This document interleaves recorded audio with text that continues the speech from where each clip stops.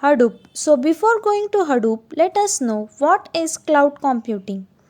Everything nowadays moved to the cloud, running in the cloud, accessed from the cloud and stored in the cloud. So let us know what is cloud. Cloud computing, often referred to as the cloud, is the services that allow people to use online services that are generally available through any devices with an internet connection. This means the user does not need to be at a certain location in order to access certain data. From computing and analytics, data storage, networking resources, everything can be delivered within no time thanks to cloud. The goal of cloud computing is to deliver these services over the internet in order to foster innovation, flexible resources, economics of scale. So now moving to Hadoop. Hadoop is a cloud computing platform for processing and keeping vast amount of data.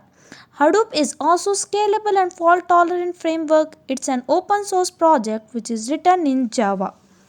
So now multiple storage unit and processors were undoubtedly the need of hour. This concept was incorporated using Hadoop that can store vast amount of data efficiently. Hadoop consists of three components that were specifically designed to work on big data. In order to capitalize on data, the first step is storing. The first component of Hadoop is its storing unit is the Hadoop Distributed File System or HDFS. Storing massive data in one computer is unfeasible, so it is distributed among many computers and data stored in blocks. If we want to store 600 megabyte of data, HDFS splits the data into multiple blocks of data stored in several nodes in the cluster. 128 megabytes is the default size, so 600 MB is split into 4 blocks A, B, C and D, and the remaining 88 MB in the block E. So, there may be a question, what if one data node crashes? Do we lose the data? The answer is no. So, that's the beauty of HDFS. The HDFS makes copies of the data and stores it across multiple systems. For example, if a block A is created, it is replicated into 3 blocks and it together this process is called as replication method. Data is not lost at any cost even if one data node crashes, making HDFS fault tolerant. After storing, data need to be processed, so MapReduce came to picture. In traditional data processing method, entire data is processed in a single machine using single processor. So this consumes time and it's inefficient, especially when processing large volume of variety of data. So to overcome these features, splits each data separately and processes each of them separately on different data nodes. The individual data is aggregated to give a final output. Let's try to count the number of occurrence of word. Taking this example, first the input is split into 5 separate parts based on full stop. Next step is mapper phase where the occurrence of each word is counted and allocated a number after that.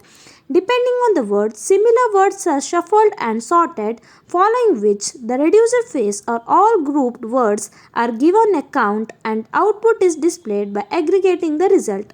And this is done by doing a simple program, and this improves load balancing and saves a considerable amount of time. Once MapReduce job is ready, it's time for us to run it on a Hadoop cluster with the help of set of resources such as RAM, network, bandwidth and CPU. Multiple jobs are run on a Hadoop simultaneously and they need resources to complete tasks successfully and efficiently. So for this, we have third component, that is yet another resource negotiator, YARN. It consists of a resource manager, node manager, application master and containers. Resource manager assigns resources, node manager handles the nodes and monitor the resources usage in the node. And container holds the collection of physical resources. Suppose we want the processes for MapReduce job we have created. First, the application master requests the container from the node manager. Once the node manager gets the resources, it sends them to the resource manager.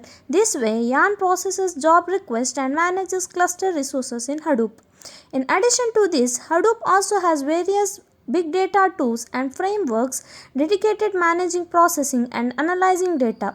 The Hadoop ecosystem comprises of several components like Pake, Apache, Spark, Flume, Scoop, etc. The Hadoop ecosystem works together on big data management. The advantages of Hadoop are its cost effective, flexibility, its fault tolerance, speed, scalability, etc.